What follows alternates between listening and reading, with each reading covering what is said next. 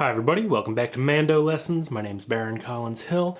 In this week's lesson, we're doing a simple to complex on the tune Liberty, a classic old-time tune. I'm kind of surprised I haven't already done this one, but I looked on my website the other day during a live stream and somebody was asking for it and it wasn't there, so here we go. The way these work, I'll play the tune through as I taught it in the original lesson. If you haven't learned the tune Liberty, check it out. It's on here on YouTube and my website, mandolessons.com. And then once you know it, I'll play through it a couple times here, and I'll start out playing it as written, and then I'll add some double stops and slides and other ornamentation to give you some ideas of how to kind of spice up the tune a little bit. And definitely hit subscribe, because next week I'm going to have a play-along jam where you can put some of these ideas into practice. I'm not going to go over specifics of, what exactly I'm doing with my fingers. There's lots of lessons on that in the technique and fundamental section of the website, but I will sort of tell you when I'm starting to get my right hand moving, things like that, little double stops I'm throwing down, to give you a general idea of how to spice up the tune. Without further ado, let's get into it. Here we go. All right, Liberty in the key of D. First as written, and then I'll add some stuff to it.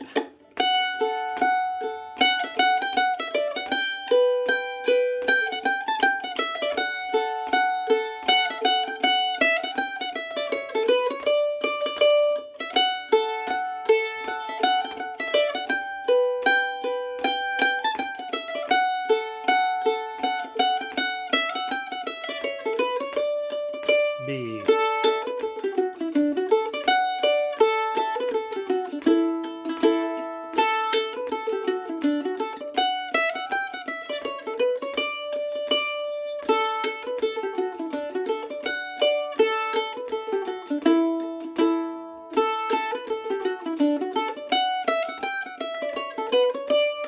A.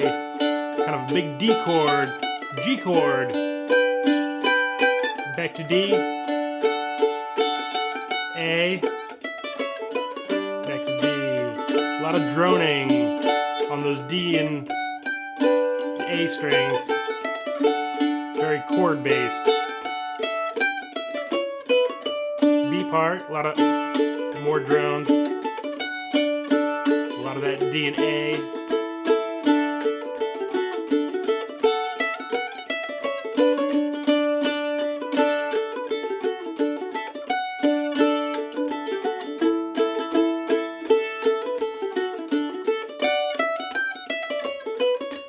Do some 2-finger stops.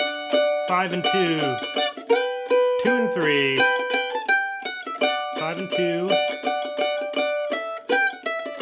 Ending phrase. Again. 5 and 2.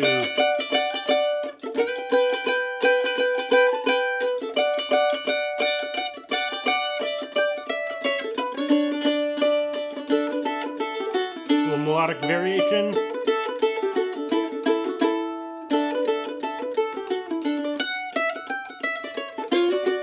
Slide into 4 and 5, and then double stop on D.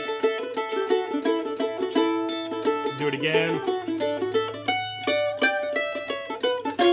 One more.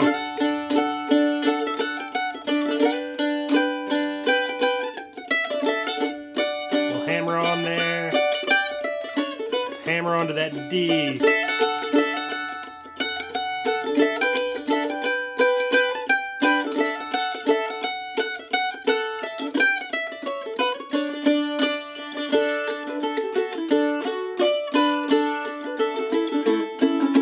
And 2 for that A chord double stop on the G and D. Let's do it again.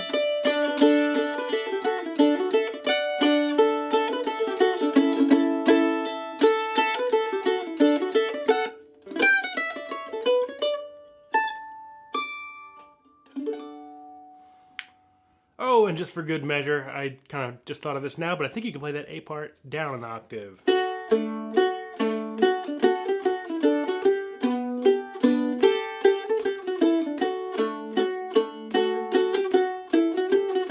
Yep. It's a good thing to work out.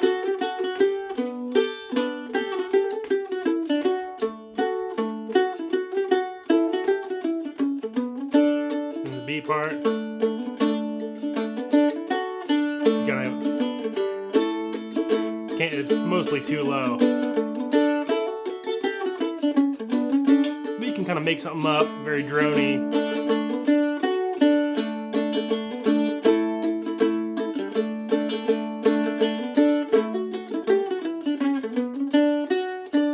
Always good to work on those lower octave ideas. If you ever find the opportunity, it's a really great sound when somebody is playing the regular octave and maybe the mandolin drops down an octave. One of my favorite sounds. And especially with that B part, you know, you definitely run out of notes. You can't hit all the notes of the melody down there. But you can find some nice drones. There's just a lot of sort of that 2 and open, and then 2 and 2 for the A chord. And it'll sound cool with the tune. It's kind of like halfway between a little low octave and a little bit of harmony and a little bit of kind of accompaniment backup chordy sound. All right, hope that gives you some ideas. Once again, if you want more in-depth talk about, you know, how to get your right hand moving, what those strings are that I'm kind of double stopping and droning on, I have lots of lessons in the technique and fundamental section of my website. And definitely subscribe if you haven't already for new lessons every week, live streams on the weekends.